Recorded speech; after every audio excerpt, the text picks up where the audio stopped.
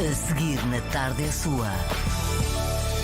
Perdeu a filha de 1 ano, vítima de uma doença desconhecida, mas foi essa dor que foi buscar a motivação para mudar de vida e hoje Fernanda é uma mulher com uma missão.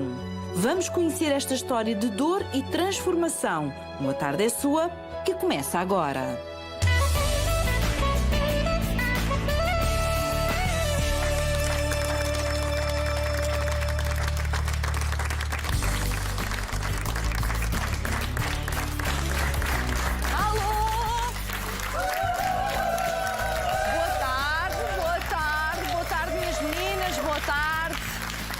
Estamos nós então para mais uma emissão e deixe-me dizer que hoje o programa tem histórias muito fortes. E a primeira história tem a ver com a perda de uma filha. Perdeu a filha de 1 ano, vítima de uma doença rara e depois de muitos anos de dor e de luto, garante que descobriu um novo sentido para a vida. Fernanda Barata tem 56 anos e considera que a missão dela é ajudar crianças com doenças raras e os pais a enfrentar as dificuldades e os medos. Assume que hoje é uma mulher feliz e realizada, mas nem sempre foi assim. Fernanda foi mãe de 3 meninas. Em 1996, perdeu a segunda filha, ainda bebé, com uma doença metabólica rara que nunca teve um diagnóstico. Foi com muita dificuldade que fez o luto, mas seguiu com a vida e voltou a engravidar. Mas em 2012, a filha mais nova foi operada ao cérebro. Calhou a ficar internada na mesma unidade e no mesmo quarto onde a outra filha perdera a vida. E foi a partir desse momento, depois de passar muito tempo no hospital, a ouvir outros pais e crianças, que Fernanda percebeu que tinha de mudar de vida. Fez formações em cuidados paliativos e terapia de luto e hoje dedica-se a ajudar crianças e famílias que vivem situações complicadas. Garante agora, sente-se uma mulher mais completa e feliz. Olá, Fernanda, muito boa tarde. Olá, Fábio. Fernanda, ainda antes de desfiarmos aqui o seu testemunho, eu gostava que nos dissesse o que é que sente quando ouve este final desta reportagem, onde vamos ter uma mãe que, embora tenha perdido uma filha, hoje diz que se sente mais feliz. Realmente fiz um luto difícil, não é? No princípio, nos primeiros anos foi muito duro, mas depois, à medida que o tempo foi passando, fui recuperando e fui integrando e hoje com o que sei, reconheço que fiz uma integração positiva do meu luto. E ao chegar a um determinado patamar da minha vida, com as sincronicidades que tive, reconheço que hoje sou mais feliz porque fiz dessa experiência algo de positivo para outros pais e para outras mães. E até para outras crianças que têm doenças raras e doenças metabólicas e com essa experiência eu acho que consigo ajudar algumas pessoas, bastante. Ou seja, conseguiu dar sentido à dor e descobrir uma missão. Exatamente, as duas coisas. Exatamente. E de facto essa missão, enquanto eu não a descobri, imagine-me a viver embalada em vácuo, não é? A viver uma vida tranquila e com estabilidade, mas realmente eu não estava no sítio. Não estava no sítio certo. Não estava no sítio certo. Bem, então agora vamos ao início de tudo. Para já, a Fernanda tinha que idade quando foi mãe pela primeira vez, Fernanda? Eu tinha 26 anos quando fui mãe pela primeira vez. Foi uma gravidez desejada? Foi desejada, foi uma fantástica gravidez. A minha filha Mariana tem hoje 32 anos e nasceu super bem, com 4 quilos.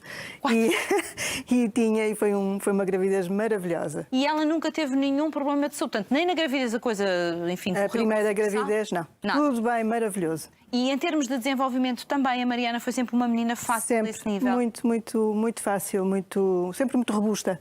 Não é? Muito bem, correu tudo sempre muito Acho bem. piada a sua palavra, porque esta era uma menina que era robusta, ou seja, ela era uma menina que vendia saúde, sempre. Sempre. O que para uma mãe de primeira viagem, como se costuma dizer, ficou aquela imagem de que... Confiança. Isto é fácil, não é? Sim, confiança, isto não é assim tão complicado. Exato. Tinha a Mariana que idade quando ficou grávida pela segunda vez? A Mariana tinha 9 anos, quando 9 eu anos. fiquei grávida pela segunda vez, da Ana Teresa, que é a filha que partiu. A gravidez foi de que forma? Ou seja, como é que decorreu? Foi uma gravidez um pouco mais complicada, Em primeiro lugar, eu sentia que não estava muito bem. Havia qualquer coisa no meu sentimento que não me permitia estar tranquila. Havia um sentimento, sabe, Fátima, é um bocadinho não explicável. Mas não era uma coisa física? Não, era uma intuição materna, digamos assim, algo que não estava bem. Mas isso a gravidez acompanhou durante a gravidez toda? Acompanhou sempre durante a gravidez Ou seja, passou toda. os 9 meses a achar há qualquer coisa que não está bem, eu não sei. Há qualquer coisa que não está bem e eu não sei explicar o que é. E de facto não estava. Não consigo explicar, não é? O parto correu bem? Não, depois no final o parto não foi natural. A Ana Teresa não tinha conseguido, como se chama, dar a volta, não é? Portanto, ela estava atravessada, tivemos que fazer uma cesariana. E quando nasceu ela tinha 2 quilos e muito pouco. Portanto, comparado com a Mariana, era de facto uma grande diferença. E eu sentia aí, ainda de uma forma mais forte, que as coisas não estavam bem. Mas eu não sabia, continuava a não conseguir explicar porquê. Mas ela foi medicamente assistida, claro. E estava tudo normal, portanto, todos os parâmetros normais, portanto, não havia razão nenhuma para haver qualquer suspeita. Ou seja, na análise que é feita ao bebê quando nasceu, os médicos chegaram à conclusão que esta é uma menina que está bem, não tem aqui nada preocupante, tirando ter baixo peso. Apesar de pouco peso, precisamente, não havia nada que fizesse suspeitar de uma doença grave, não é? Trouxe-a para casa. E aqueles primeiros tempos às vezes são particularmente exigentes. Primeiro porque se está a conhecer o bebê, depois se está a perceber as necessidades do bebê, até os ritmos do bebê, cada bebê é um bebê. Como é que foram aqueles primeiros 3 meses, vamos dizer assim, da Ana Teresa? Os primeiros 3 meses foram um bocadinho incertos e cansativos, porque ela chorava muito. E começou a bolsar muito. E começou... Ela mamava? Não, eu tive muito pouco peito. E começou a bolsar muito e, portanto, os médicos começaram a tentar trocar de leite. Não está bem com este leite, não está bem com aquele leite, é lactose, é intolerante a isto, é intolerante àquilo. E pronto, e os primeiros 3 meses foram assim. A partir daí, a Ana Teresa começou a não ganhar peso, que é um sinal de alerta. E então começou-se a tentar pesquisar de uma forma mais profunda o que é que se passava. Mas isso logo pequenina, logo aí aos 4, 5 meses? Sim, 4, 5 meses ela já começou a não ganhar peso e, portanto, qualquer coisa não estava bem. Fernanda, aqui outros sintomas, porque está-me a falar de a bebê não aumentar peso, sim, é um dos sinais de alarme. Ela chorar muito e não se conseguia perceber porque é que ela chorava? Não se conseguia perceber. Não se percebia se poderiam ser cólicas. As cólicas normalmente explicam tudo, não é? Dizer.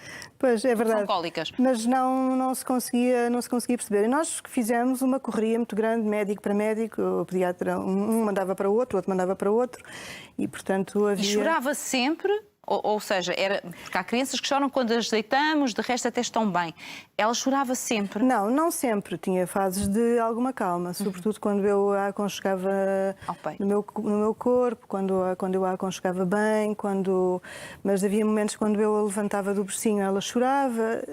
Havia ali qualquer coisa que de facto não estava bem. Até que... Diga. Desculpe, e ainda por cima, no seu caso, comparava com a Mariana, que tinha sido o oposto disto tudo, e percebi que esta bebé era realmente muito, muito diferente, não é? Tudo está a ser diferente na Ana Teresa. Era o que devia pensar. Esta minha filha está a ser completamente diferente da outra. Este andar a saltar de pediatra em pediatra, na verdade, para tentar perceber quer a perda de peso, quer o facto de ser uma bebé que chorava muito, durante quanto tempo antes de as coisas se complicarem? É que andaram apenas apenas não é pouco, a saltar de um lado para o outro? Eu diria que foram uns 8 meses. 8 meses? Sim. Começou-se a perceber que ela não estava realmente bem dos 3 para os 4 meses. E depois, a partir daí, foi uma busca incessante de médico para médico. Porque, repare, quando não há um diagnóstico preciso... É um desespero. É um desespero, não é? E como é que era com a alimentação? Ela alimentava-se? Muito mal. Muito mal. A partir desse momento, a Ana Teresa, ela estabilizou nos 6 quilos e foi com 6 quilos que partiu. Estabilizou com esse peso. E a partir daí houve um médico que disse: vocês têm que ir com ela ao Hospital de Santa Maria, porque lá existe um departamento de doenças metabólicas e provavelmente lá vão conseguir perceber o que é que se passa. Pronto, e assim fizeram. Tinha a Ana Teresa que idade? A Ana Teresa, nesta altura, teria 9 meses, sensivelmente. E o que é que aconteceu quando chegaram aqui a Santa Maria? E quando chegámos a Santa Maria, mandaram logo fazer um internamento. E ela ficou cerca de 2 semanas e meia internada para tentarem investigar. Ficou no piso 6 de doenças metabólicas, no Hospital de Santa Maria, para tentarem investigar o que se passava com ela. Agora, naquela altura que ela foi internada, creio que não existia a facilidade que existe hoje dos pais ficarem junto dos bebés, pois não? Legalmente já era permitido, mas eu não sabia. E, portanto, quando chegava ao fim do dia e diziam que eu tinha que sair, aquilo para mim era um desespero. Era como quem lhe rasgava o peito. Completamente. Eu ficava nas escadas a chorar e depois meu ex-marido levava-me para casa e, na altura, meu marido, e pronto, eu ficava noites em branco à espera e à hora da entrada já estava à porta do piso 6 de doenças metabólicas. Foi horrível. Foi mesmo... é aquilo que eu considero hoje um trauma, não é? É impressionante, não é? É impressionante. Quando um filho há 23 anos, não é? Sim, sim. Quando um filho não está bem, o mais que se quer é estar ao lado dele. Já que tem incapacidade de o ajudar, pelo menos que olhe para o lado e que me veja ali. Certo. E na altura não havia esta capacidade de se perceber a importância Esta que isto tinha. sensibilidade. Eu não ia dizer isso, mas era o que eu estava a pensar. Obrigada. De perceber que era tão importante aquele pai ou aquela mãe estar ali ao lado. Era mesmo. Portanto, saía no final do tempo e entrava assim que lhe permitiam. Exato. Durante Assim, 2 semanas. Durante 2 semanas. E imagino que nestas 2 semanas no hospital tenham, passa a expressão, virada a bebé do avesso para tentar perceber o que é que ela tinha. Não? Disse bem, disse do avesso e disse muito bem. Não exagerou. Não exagerou. Fizeram tudo o que era possível e não chegaram a nenhuma conclusão. Nunca se conseguiu perceber que doença é que ela tinha. Nunca se conseguiu perceber. Depois deram a alta à Ana Teresa e disseram, vamos esperar. E nós, vamos esperar o quê? Portanto, nós soubemos que havia em Inglaterra um hospital muito dedicado a estas patologias, reunimos tudo o que era possível e fomos com a Ana Teresa para a Inglaterra. E ela esteve internada nesse hospital durante uma semana, com um escalonamento muito preciso de todos os exames que eram precisos fazer, que eram necessários. E ao final dessa semana, já com resultados, o médico veio ter connosco e disse-nos que não conseguiam perceber. Não tinham resposta também? Não havia nenhuma resposta. Mas havia a certeza de que era uma doença metabólica? Havia nessa altura já quase a certeza de que era uma doença metabólica porque um dos órgãos, que era o fígado, estava afetado. E não sabia muito bem se estava afetado porque o organismo começava a dar mostras de algumas evidências de fraqueza, não é? E, portanto, os órgãos começam a ser afetados, ou se a doença estava precisamente no fígado, não é? E como ela estava muito frágil e era muito pequenina, não era possível fazer uma biópsia hepática. E o médico disse-nos que até a final do ano ela poderia resistir, mas que a partir daí não resistiria mais. E assim foi. Então, mas espere, quando o médico disse isso, quanto tempo faltava para o final do ano? Estávamos em setembro. E ele diz que até ao final do ano, por aquilo que sabia, a bebé não resistiria mais. Sim, com a hipotonia que ela manifestava, portanto, falta de força muscular. E com Também já tinha detectado isso, imagino eu, não é? Sim, claro. E com os sintomas que ela tinha, não havia muita probabilidade de sobrevivência. E, portanto, o máximo que ela poderia sobreviver seriam mais 2, 3 meses. Oh, Fernanda, vamos lá ver. A Fernanda, que era uma mãe que acompanhava muito a sua filha, tudo o que eram estes sintomas que visíveis, a Fernanda já os tinha provavelmente percebido, enfim, já tinha todos diagnosticados. A questão da hipotonia, de não ser uma criança que não tinha reação, que não tinha força muscular, etc. A alimentação, a dificuldade na alimentação.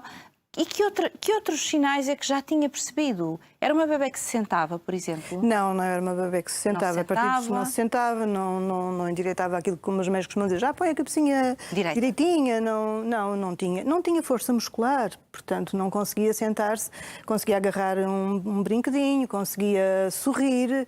E falava muito com o olhar, porque não conseguia sequer balbuciar nenhum tipo de palavra, não conseguia gargalhar, como se costuma dizer. Portanto, sorria e olhava para nós com um olhar extremamente doce e luminoso, mas era isso. E, portanto, claro, como mãe, e como mãe com alguma experiência, eu sabia que alguma coisa estava profundamente errada, não é? De saber que alguma coisa estava profundamente errada, ouvir, e a palavra é forte, esta sentença. Porque isto foi uma sentença. É quase como se dissesse, vocês têm 3 meses para se despedir da vossa filha, ou têm 4 meses para se despedirem da vossa filha. Um pai e uma mãe nunca se despedem de um filho. Nunca nos despedimos. Não. Fica sempre, contra a natura. É contra a natura. Claro que nós somos seres biológicos e temos de estar preparados para isto, mas por muita preparação que tenhamos, isto é algo que não conseguimos enfrentar de ânimo leve, nem de perto nem de longe, não é? É algo que exige um grande esforço e uma grande fortaleza da parte dos pais e também da família que está ao nosso lado, não é? E a Mariana também sofreu muito com, não deve ter com sido esta fácil, situação. porque ela já era crescidinha, já percebia, não é? No seu caso, como é que ouviu isto? Foi com revolta, foi com zanga, foi com tristeza, foi com impotência, foi com quê? Foi com esperança. Foi com esperança. Achou que o médico ia estar enganado? Achei que podia acontecer algo que virasse a situação. Eu achava que dava-lhe tanto amor, dava-lhe tanta atenção. Dávamos, o pai também dava. Tanto, mas tanto, que nós achávamos que talvez esse amor pudesse curar. Eu acho que é legítimo os pais sentirem isso, não é? Acharem que o amor pode fazer esse milagre. É legítimo e é útil para a batalha que estão a enfrentar, eu acho. Até porque, quando se dá muito amor, eu acho que se sente que os milagres acontecem. E acontecem. E acontecem, e acontecem. Bom, voltaram para Portugal. E como é que foi a vossa vida da Mariana perante isto, não é? Havia alguma coisa que se fizesse, se pudesse fazer? Não havia nada a fazer. Era esperar os dias. Era esperar. Eu estava de baixa, eu estava de licença, não é? De assistência à família, esperámos até dezembro.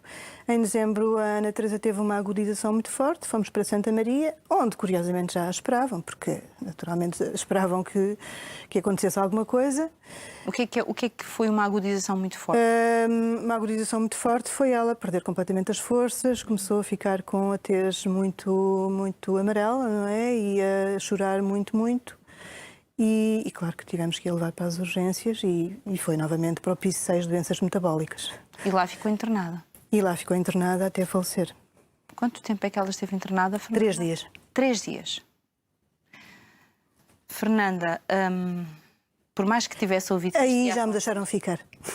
Aí já deixaram... Mas eu aí já ia preparada com um documento legal, com medo que não me deixassem ficar, eu aí já ia preparada. Mas não foi preciso apresentar, aí já me deixaram ficar. Portanto, pôde ficar 24 horas ao lado? Sim, fiquei 24 ao lado da minha filha, sempre de mão dada com ela, sempre ao lado dela. Estava eu a dizer que, por mais que já tivesse recebido esta informação de que havia um tempo, não é? Como se um cronómetro estivesse a descontar o tempo, na verdade nunca se está preparado para essa notícia, até porque se continua a acreditar que o milagre vai acontecer.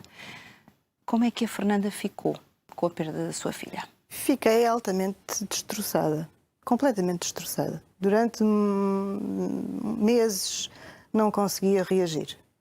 Não conseguia... Repare, eu já trazia a fraqueza de todos aqueles 13 meses de luta, não é? E chegar a este desfecho foi complicado. E, portanto, eu não conseguia erguer-me. Não conseguia suportar aquela dor, não conseguia reagir, precisamente, não conseguia reagir. E foi muito difícil. Na altura eu estava a acabar a minha tese de licenciatura e telefonou-me um professor da faculdade. Eu estava a fazer a tese com uma colega. Ele telefonou-me e a minha mãe chamou-me para ir ao telefone e disse-me: estão-te a chamar da faculdade. Eu lá fui a arrastar-me até ao telefone. Era o professor Carlos Faria, nunca mais me esqueci o nome dele, e ele disse-me: Fernanda, tem que se levantar, porque se não vai acabar a monografia, a sua colega também não vai acabar, não consegue acabar sozinha. Não é que ela dependesse de mim, que ela acabaria, naturalmente. Aqui foi um pretexto para eu... Foi um pretexto para a obrigar a levantar-se. para eu obrigar a reagir. Como quem diz, se não reage, está a prejudicar a colega. Exato. Se não quer prejudicar, olhe, veja se consegue reagir um bocadinho. Exatamente. E eu então enchi-me de coragem, telefonei à Sandra e disse: Sandra, vem ter comigo que vamos pegar na tese. Vamos pegar na tese. E acabámos juntas. É muito curioso, porque este desafio intelectual, porque era um trabalho puramente intelectual, no seu caso foi o que a resgatou para a vida. Foi. Há sempre um trigger, não é? Um desencadeador. Há sempre qualquer coisa. Há sempre qualquer coisa. E no meu caso foram 2 desencadeadores. Foi a minha filha Mariana, que precisava tanto de mim e que há tanto tempo esperava, não é? Porque eu dediquei tanto tempo à Ana Teresa que a deixei um bocadinho para trás. E foi, de facto, o desafio intelectual que para mim era importante. Eu tinha feito um esforço tão grande e pensava na Sandra que estava a ser prejudicada por minha causa e ela não merecia realmente. Temos que falar um bocadinho da Mariana, porque ela não deixava de ter, nessa altura, provavelmente tinha 10 anos, não é? Se tinha 9 quando a irmã nasceu, devia ter 10 aninhos. Tinha, assim, 10 para 11, sim. 10 para 11 quando a irmã faleceu. Como é que a sua filha estava a lidar com isto? E com isto e com os pais que, querendo continuar a ser pais, lhes era muito difícil? Ela era uma criança muito positiva e ainda é hoje uma miúda muito positiva. E encarou isto com a jovialidade que é própria dos 9 anos, não é? Manteve-se um bocadinho no canto dela, esperou que eu conseguisse recuperar para depois voltarmos a unir forças. É claro que hoje, sabendo o que sei, penso que devia ter dado mais atenção à minha filha, porque o luto dos irmãos é muito difícil. Pois. Não é? Portanto, penalizo-me um bocadinho por ter dado pouca atenção. Mas foi como foi e eu hoje tento compensar de outras formas. Não é possível voltar atrás, portanto... Fez como sabia fazer, não? Fiz como sabia fazer e foi assim. Com as capacidades e incapacidades que tinha, é mesmo assim. Bem, após a morte da Ana Teresa, algum tempo depois, vocês são surpreendidos pela notícia de que vem outro bebê a caminho. Neste caso, mais uma menina. Mais uma menina. Como é que viveu esta gravidez? Fátima, esta gravidez foi completamente diferente da Ana Teresa e eu senti-me completamente em estado de graça. Sentia uma paz e sentia-me abençoada. Que engraçado. Como é que é possível viver emocionalmente o estado de gravidez de formas tão diferentes? Outra vez não consigo explicar. Sentia que o mundo se tinha aberto para mim. É claro que um filho não vem substituir o outro, claro, não é? Naturalmente. Mas sentia esta gravidez de uma forma completamente diferente. Aliás, a Ana Jorge, que é assim que ela se chama, nasce outra vez com 4 quilos, não é? E nasce com uma alegria e uma força para a vida absolutamente extraordinária e com um olho azul lindo. E é curioso que quando eu fiz o parto, deitaram a bebê aos meus pés, eu estava à espera para me levar para a enfermaria, passa uma enfermeira e diz assim: deem de comer esta criança que ela nasceu cheia de fome. Não é? É uma sincronicidade surpreendente e aquilo tocou-me muito. Senti sempre que a Ana Jorge estava bem de saúde, nunca tive preocupação nenhuma. Mais pequena preocupação. Sentia-me em estado de graça, que é aquilo que as mulheres grávidas devem estar. Sim, devem sentir, não é? Devem sentir. Não é? Portanto, ou seja, o nascimento da Ana Jorge também foi uma forma de, eu diria, voltar a ganhar algum alento, não é? Porque esta criança, com esta alegria toda, quase que a Fernanda era obrigada a sair do estado de espírito quando estava um bocadinho mais triste ou depressiva, porque perante aquele sorriso, a pessoa quase que se sente mal, não é? Verdade. Vou quebrar aquilo. Verdade. E um bebê é um bebê, enche tudo com um sorriso, com o olhar. E a família encantada, toda a gente encantada com a nova criança, não é? Com o encher de gargalhadas e de gracinhas e de maravilhas que um bebê saudável traz a uma família, não é? O pai também encantado, enfim, toda a gente muito, muito feliz. E a Ana Teresa manteve-se num estadio de grande proteção, pelo menos do meu lado, não é? Ficou sempre muito resguardada dentro do meu peito. Eu sentia-me, de facto, embalada em vácuo, que é como quem diz. Eu vivia e parecia que tudo estava bem comigo, mas a Ana Teresa estava dentro de mim, não é? Sempre muito dentro de mim. Muito, muito resguardada. E eu continuei sempre a fazer um luto muito silencioso. Naquela altura, jamais imaginaria as voltas que havia de dar e que havia terapias de luto e que havia todas essas coisas. Claro, nem havia, não é? Nesses anos. Nessa altura, sim, já passaram quantos anos, Fernanda? Já passaram 21. 21. Sim, nada. Eu não digo que não existissem, mas nada do que existe nada hoje. Do que existe, nem nada que se pareça. Portanto, a vida aqui foi andando, provavelmente profissionalmente, fazendo coisas que nada tinham a ver com o que faz hoje. Nada. O que é que fazia? Depois de nascer a Ana Teresa, o que é que fazia profissionalmente? Eu era diretora numa empresa de formação, portanto eu fui sempre muito ligada aos recursos humanos e à área da psicologia. Fiz um mestrado em psicologia, fui avançando. Depois fiz uma pós-graduação em psicoterapia, porque começou, num determinado período da minha vida, comecei a sentir que precisava de ajudar pessoas. Havia qualquer coisa que eu sentia que precisava de ajudar pessoas. E em 2004 entrei nessa pós-graduação, que concluí, e em 2006 encontrei um novo posto de trabalho fantástico na área da saúde. E fazia o quê? E fui trabalhar para uma empresa que vendia equipamentos médicos de alta precisão para blocos operatórios e cirurgias e essas coisas todas. E, portanto, comecei a trabalhar Frequentar nessa os área. hospitais. Precisamente. Os hospitais passaram a ser o meu ponto de encontro, não é? E o de Santa Maria, claro. Obrigatório. É obrigatório. Claro que eu evitei sempre o piso 6 de doenças metabólicas, o mais que pude, não é? E consegui sempre Ou evitar. seja, os equipamentos que tinha que, no fundo, pôr a funcionar, monitorizar o que quer que fosse nos hospitais, conseguiu sempre que esses equipamentos não fossem o do P6. Sempre. Portanto, não era das doenças metabólicas. Não, era à volta. nada. E tive sorte ou consegui evitar, não é? Fui muitas vezes à cirurgia pediátrica de Santa Maria e às vezes ouvia os bebês a chorar e fazia-me um bocadinho de confusão e às vezes vinham umas lágrimas aos olhos. Mas aguentava-me. Agora, aquela parte daquela ala das doenças metabólicas, aquilo é que eu não conseguia suportar. Era o cheiro, era o ambiente, Eram muitas memórias. Eram muitas memórias e nós, quando estamos em luto, queremos sempre evitar o acontecimento que nos faz regressar As memórias dolorosas. as memórias dolorosas, não é? Olhamos para a memória pelo canto do olho e sabemos que ela está lá, mas queremos evitá-la, não é? E o comportamento evitante é um comportamento não muito saudável, porque ele está lá e um dia vamos ter que o enfrentar mais cedo ou mais tarde. E foi isso que aconteceu, não é? Porque quando a Ana Jorge tinha 14 anos, não é? Surgiu aqui um problema de saúde. O que é que ela teve? A Ana Jorge teve uma hidrocefalia. Começou com dores de cabeça muito fortes, assim subitamente, ia dizer que não via bem e depois também começou a vomitar e eu disse, bem, temos que ir ao oftalmologista. O oftalmologista disse, algo de muito errado se passa, tem que ir já para Santa Maria. E de facto era grave, era muito grave, podia ter sido fatal. Mas não foi, graças a Deus. Quando lá chegámos a Santa Maria, já estavam à espera dela, portanto o oftalmologista tinha ligado, atenção que vai uma criança com um problema grave. Fomos para as urgências, ela começou logo a fazer exames, foi para os cuidados intensivos, esteve 2 dias nos cuidados intensivos, fez uma punção lombar, porque ela tinha excesso de líquido encefálico-raquidiano no cérebro. Esse líquido não descia, é suposto descer, subir e descer naturalmente, e no caso dela não descia. E ao final de 2 dias disseram, vamos ter que internar porque ela tem que ser operada, vamos ter que colocar uma válvula, que é uma coisa relativamente comum. Uma válvula no cérebro. Uma válvula no cérebro para o líquido, se houver esse excesso, poder ser drenado. Ser drenado, precisamente. E pronto, ok, vamos lá então interná-la. Onde é que ela ficou internada? No piso 6 de doenças metabólicas.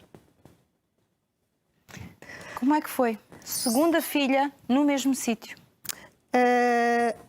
No princípio achei que estava a ter um déjà vu, apesar de o piso ter sido renovado, etc. Nós estávamos a entrar na enfermaria e a enfermeira ia à nossa frente e eu e o meu ex-marido íamos atrás dela e ela estava a explicar, aqui é a casa de banho, aqui é não sei o quê, aqui é... E o meu ex-marido disse, não precisa nos explicar, nós já conhecemos isto. E a enfermeira disse, mas porquê? Ela já esteve aqui internada? E ele disse, não, nós tivemos uma filha que morreu aqui. A enfermeira-chefe estava no gabinete, pôs logo a cabeça de fora e lembrava-se de nós. E depois da Ana Jorge ser operada, eu comecei a respirar e pensei, algo se passa, eu tenho que perceber o que é que se passa aqui, porque a vida... Estou a viver isto outra vez? Porque é que eu estou a viver isto outra vez? Isto é um wake-up call, não é? Eu já estava ligada à psicoterapia, já fazia as minhas consultas, trabalhava muito na psicologia perinatal, ajudava senhoras com problemas de fertilidade, mas não estava no ponto, não é? E quando eu passava no corredor do piso 6 de doenças metabólicas, espreitava para dentro das enfermarias, onde estavam os bebés, e eu pensava, mas o que é que eu andei a fazer com a minha vida? Porque é que eu não fui direito ao assunto? Porque é que eu não enfrentei isto de uma vez? Porque é que eu não consegui encontrar forças para ajudar estas famílias e estas crianças que tanto precisam da minha experiência, humildemente falo, mas também precisam de apoio, não é? E a partir daí desatei a estudar para ganhar competências para... Estudou em muitas áreas, estudou em cuidados paliativos, estudou na área do luto, ou seja, fez uma série de especializações para poder lidar, no fundo, com situações onde a saúde, quer dizer, ela é sempre um bem precioso, mas onde a saúde pode ser escassa e onde é preciso intervir de uma forma muito robusta, vou usar esta palavra. Certo. Quanto tempo andou a estudar até se sentir capaz de agarrar isto? Ainda estou a estudar. Eu, em 2007, quando acabei a pós-graduação em psicoterapia, abri o meu projeto próprio, que se chama Saúde Mental Humanamente, e já estava a dar as consultas. E agora, com estas novas especializações, que estou a estudar, diria, há 4 anos, e estou a fazer um doutoramento na área dos cuidados paliativos, estou a estudar a terapia da dignidade, sinto que preciso ainda de ganhar mais e mais robustez, porque, repare, cada vez há mais doenças raras, devido ao meio ambiente, ao stress, em muitas condições. Razões várias. Razões várias. E, por outro lado, há sempre novos desafios. As famílias trazem novos desafios e, portanto, é preciso dar sempre alguma continuidade aos estudos e eu preciso de ganhar essa segurança, não é? Fernanda, mas vamos lá ver, é a partir deste facto da Ana Jorge ter sido operada e ter estado ali, no mesmo sítio, na mesma enfermaria onde a irmã tinha estado, que lhe fez ali um clique, como se costuma dizer, e que percebeu que se calhar tinha uma missão. Com tudo o que já sabia, e já sabia muito, porque já tinha muitas formações, se calhar tinha que ajudar outros pais, porque sabia compreender a sua dor, a poderem fazer esta travessia, que às vezes é uma espécie de travessia no deserto. Muito no deserto. Muito no deserto, porque lá está, não há respostas. É ir andando. Deixa ver se pode ser que lá à frente haja qualquer coisa, não é? A partir do momento em que começa a trabalhar com estes pais e com estas crianças, as crianças com doenças raras, com doenças metabólicas, estes pais que estão numa situação de fragilidade, o que é que aconteceu ao seu próprio luto? O que é que aconteceu à sua Ana Teresa? O meu luto abriu-se como se fosse como uma flor na primavera. Eu, neste momento, eu tinha muitas fotografias e muitas coisinhas dela muito fechadas em gavetas. Consegui colocar fotografias dela na mesa de cabeceira, 2 ou 3 brinquedos dela estão junto de mim, que não é por uma questão de masoquismo, é por uma questão de tocar e sentir que ela está comigo.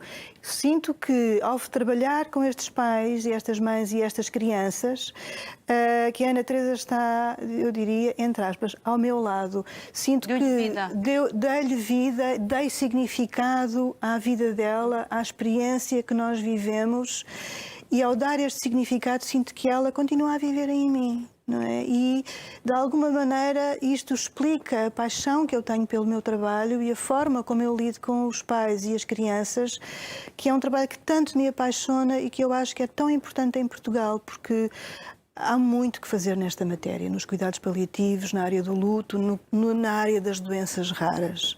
Há muito trabalho para fazer e, portanto, esta paixão vive comigo e, ao viver comigo, sinto que a Ana Teresa também vive comigo. Portanto, o luto é uma flor aberta na primavera. Essa é uma imagem muito interessante, porque já não é uma coisa sem vida, é uma coisa que está a crescer, não é? Eu acho que é uma imagem muito bonita. Mas qual é a reação dos pais? Quer dizer, a reação dos pais.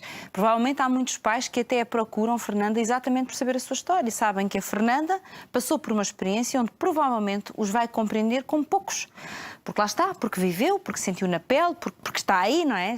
Está aqui. Agora, qual é a reação quando estão perante si? Um pai ou uma mãe que, por exemplo, perdeu um filho, ou um pai ou uma mãe que tem um filho com uma doença metabólica, que é um grande ponto de interrogação, quando estão perante si, qual é a reação? A reação é de busca de força, de busca de uma tentativa de encontrar respostas e de perceberem como é que eu consegui ultrapassar e como é que eu sobrevivi. Como é que se sobrevive a isto? Claro que eu não tenho as respostas, não é? Porque cada caso é um caso. E mesmo que a pessoa não consiga sobreviver, tem todo o direito de continuar a procurar ajuda sempre, não é?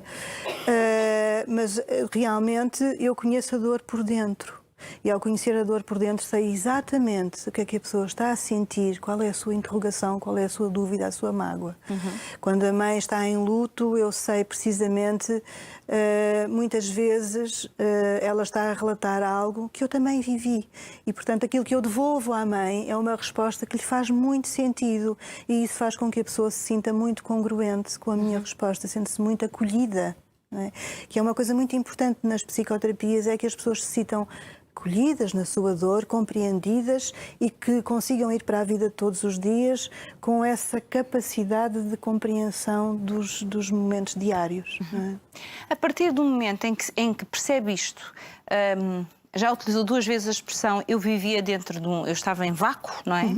Portanto, a vida era um dia atrás do outro, se calhar uma vida financeira confortável, aquilo que supostamente deixa qualquer pessoa feliz, o supostamente foi de propósito.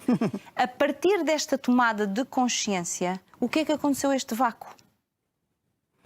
Este vácuo desapareceu, não é? Eu sinto-me muito mais liberta, eu sinto que estou a cumprir a minha missão e este vácuo eu estou completamente vulnerável e não me importo de me sentir assim. Não, porque acho que essa vulnerabilidade faz parte da minha humanidade. Portanto, ao desaparecer esse vácuo, eu estou totalmente disponível. E ao estar totalmente disponível, talvez por isso as pessoas me procurem muito, porque torna-me mais humana, não é? O vácuo, o estarmos em vácuo, transforma-nos em seres muito duros, muito até cruéis connosco, com nós mesmos, não é? Disponibilidade não, torna-nos mais vulneráveis, mas mais sensíveis. Também. A Fernanda, depois da situação, ou seja, depois da sua filhota ter sido operada em Santa Maria, voltou ao dito piso 6 ou nunca mais? Voltei, várias vezes, para cumprimentar a enfermeira Cristina, para cumprimentar as outras enfermeiras, até mesmo as auxiliares, já não me faz... Já não lhe causa dor? Já não me causa dor. Pelo contrário, sinto que é a minha obrigação, faz parte da minha missão. Piso 6, doenças metabólicas. E como é que se vive agora esta missão? Porque, como há pouco disse Fernanda, é uma missão sempre em crescimento, porque a Fernanda é uma eterna insatisfeita com o que sabe, ou seja, quer sempre saber mais e mais para poder ajudar aqueles que a procuram.